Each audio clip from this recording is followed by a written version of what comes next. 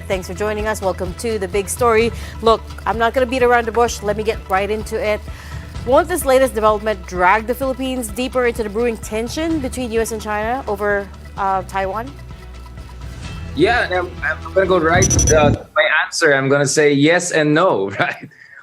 This is the reality of geopolitics in the 21st century. So nothing is really black and white. We're talking really about 50 shades of risks and opportunities here for the Philippines. We're having our first 2+2 in 7 years because for 6 years we had President Rodrigo Duterte, who tried his best to win over China. He gave so many concessions to China. He undermined the foundation of our alliance with the United States, or at least tried to.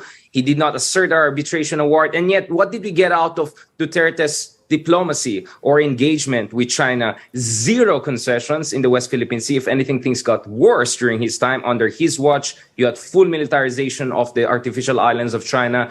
You had, of course, the Reed Bank incident, the Recto Bank incident. You had the Whitsun Reef. So now you have Marcos Jr. coming in and saying, okay, I want to be friends with China. I want to get the most out of our relationship with them, especially in terms of infrastructure, especially in terms of economic relationship. But I cannot also turn a blind eye to what's happening in the West Philippine Sea. Hey, he went to China in January. What did he get out of that? If you look at the very long joint statement that came out of Marcos Jr.'s visit to China, there was, again, zero concessions on the West Philippine Sea and not even a clarity on the status of real big-ticket infrastructure projects that China promised, not to Marcos Jr., but to Duterte back in 2016. So here we are, the Philippines doubling down on its alliance with the United States, hoping that now perhaps we are in a better position to get something out of our engagements with China, because before we had no leverage whatsoever. The reality is this: Duterte's engagement diplomacy did not work.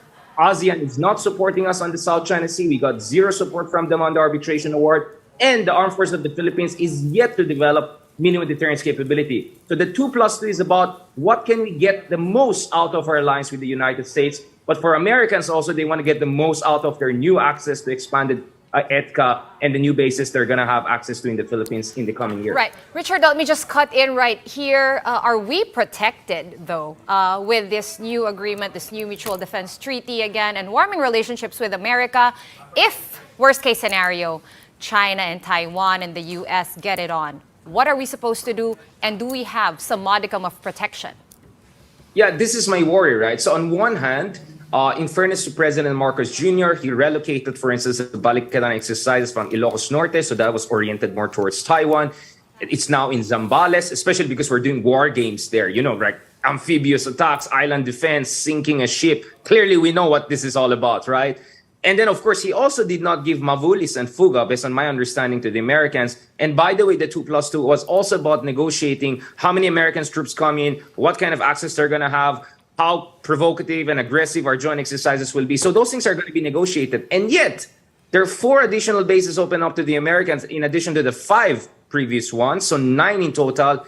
And out of 4 additional ones, 3 are in the north of the Philippines, Isabela and Cagayan, right? So this is where it slightly gets boring. Like, maybe this is a bit too provocative, but for me, it depends how we make the most out of it. Because remember, we also have interest in the Philippine Sea, in Benham Rise. So maybe we can make some of these EDCA bases that we're opening into the Americans also relevant to our interest in the Benham Rise or West Philippine Sea. But is there a guarantee that will be the case? I'm not sure about it, because after all, US is a superpower and we're not. So we have to make sure we stand our ground, we get the most out of this alliance, but not forego our strategic autonomy, and make sure we don't get too much involved in the Taiwan issue. But as I said, this is not about provoking China. This is about deterring China from invading Taiwan. If we have a strong alliance with the US, Japan, and other partners, then maybe China will think twice. But will that deterrence work? Again, there's no 100% assurance on that. So President Marcos Jr. has to be also honest about this. There is definitely risk here. Well, Richard,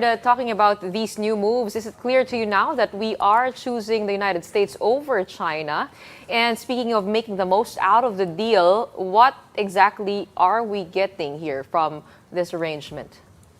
Right. Let me go to the second part right away. So, for instance, 2 years ago, the Pentagon approved $2 billion in arms sales to the Philippines, F-16 fighters, potentially the upgraded one, F-16V, Harpoon missile systems. So I want to see development on that. Are the Americans going to give us those weapon systems? Is it going to be on favorable terms?